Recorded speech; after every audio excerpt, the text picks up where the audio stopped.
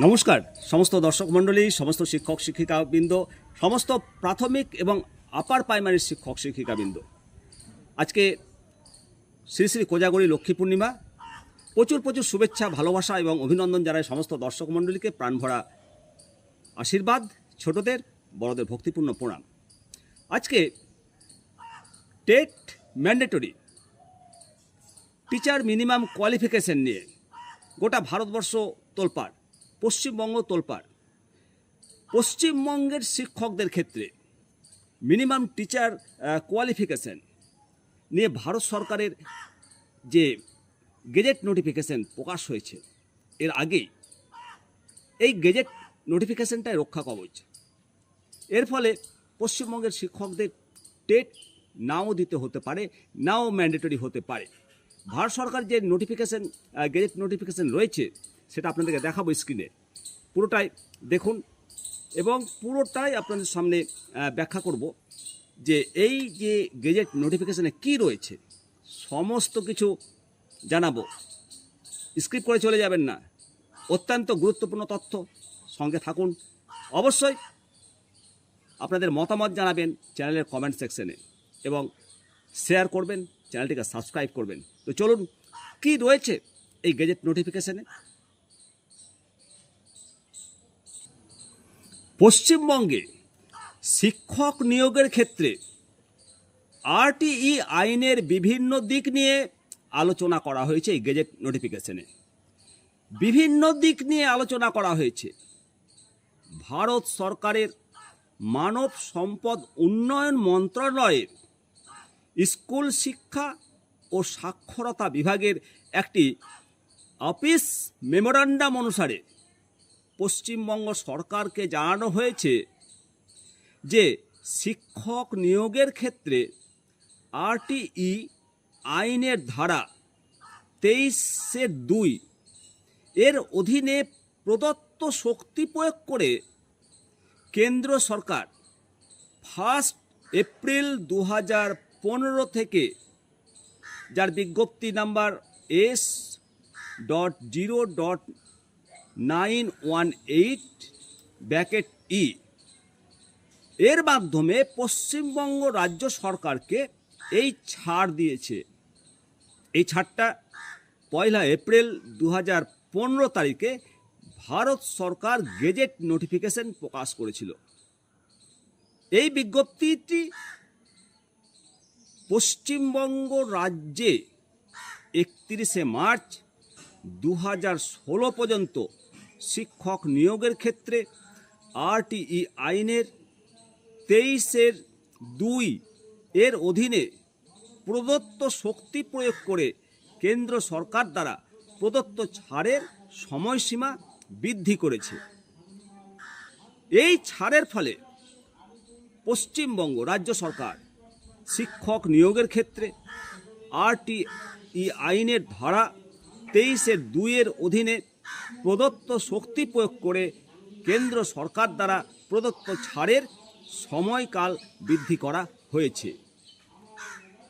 বন্ধুরা, পশ্চিমবঙ্গে শিক্ষক নিয়োগের জন্য আরটিই আইনের শিথিলকরণ পশ্চিমবঙ্গ সরকারের প্রস্তাব অনুযায়ী কেন্দ্র সরকার শিক্ষার অধিকার আইন 2009-এর যে ধারা 23(2) এর অধীনে শিক্ষক নিয়োগের জন্য শিথিলকরণ প্রদান করেছে। এই শিথিলকরণ অনুসারে পশ্চিমবঙ্গে প্রাথমিক শিক্ষকদের নিয়োগের জন্য কিছু নির্দিষ্ট যোগ্যতা মান থাকা দরকার। সেই যোগ্যতা মান উল্লেখ করা হয়েছে। নির্দিষ্ট যোগ্যতা যেমন 2 বছরের প্রাথমিক শিক্ষার ক্ষেত্রে ডিপ্লোমা, বিএড ডিগ্রি, এবং এই শিথিলকরণ 31 মার্চ 2016 পর্যন্ত বৈধ। আজকের এই ভিডিওতে এই শিথিলকরণের ব্যাপারটা বিস্তারিত আলোচনা করব। পশ্চিমবঙ্গে এই নিয়োগের ব্যাপারে এর প্রভাব নিয়েও আলোচনা করব। যেটা 1/17/2010 ইউই এর 4 ভারত সরকারের যে মানব সম্পদ উন্নয়ন মন্ত্রণালয় থেকে গুরুত্বপূর্ণ ঘোষণা এসছে। এটা পশ্চিমবঙ্গের রাজ্যে শিক্ষক নিয়োগের RTE অ্যাক্টের 2009-এর 23 ধারার অনুসারে 31শে মার্চ 2016 পর্যন্ত শিথিলকরণের মেয়াদ বৃদ্ধি সংক্রান্ত এই গেজেট নোটিফিকেশন। কেন্দ্র সরকারের নির্দেশ অনুযায়ী 1 এপ্রিল 2015 থেকে এই শিথিলকরণের মেয়াদ কার্যকর হয়েছে। শিক্ষার অধিকার আইনের 23 নম্বর ধারা অনুসারে রাজ্য সরকার শিক্ষকদের জন্য নির্ধারিত যে শর্তগুলো সেগুলো পূরণ করতে হবে, কিন্তু বর্তমান পশ্চিমবঙ্গ সরকার শিথিলতার জন্য আবেদন করেছে। এই শিথিলতার ফলে প্রথম থেকে অষ্টম শ্রেণীর শিক্ষকদের নিয়োগের ক্ষেত্রে কিছু বিশেষ শর্ত মানতে হবে। কি শর্ত? প্রথম থেকে চতুর্থ শ্রেণীর শিক্ষকদের জন্য 2 বছরের DLED এবং ষষ্ঠ থেকে অষ্টম শ্রেণীর জন্য BEd ডিগ্রির প্রয়োজন হবে।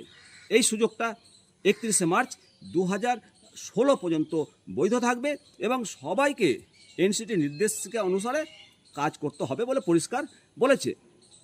রাজ্য সরকারের একটা গুরুত্বপূর্ণ পদক্ষেপ যে এতে শিক্ষার মানটা উন্নত হবে।